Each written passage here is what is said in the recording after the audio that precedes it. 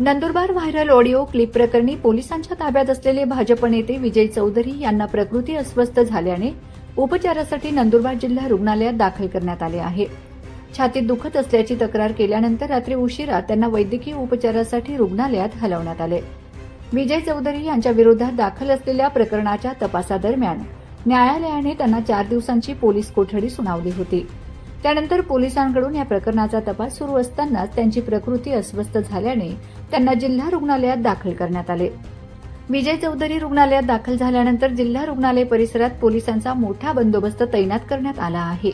त्यांच्या प्रकृतीवर वैद्यकीय पथकाकडून उपचार व निरीक्षण सुरू आहे. दरम्यान व्हायरल ऑडिओ क्लिप प्रकरणाचा पोलिसांकडून सखोल तपास सुरू असून या प्रकरणात पुढील तपासादरम्यान काय निष्पन्न होते याकडे राजकीय वर्तुळासह जिल्ह्याचे लक्ष लागले आहे.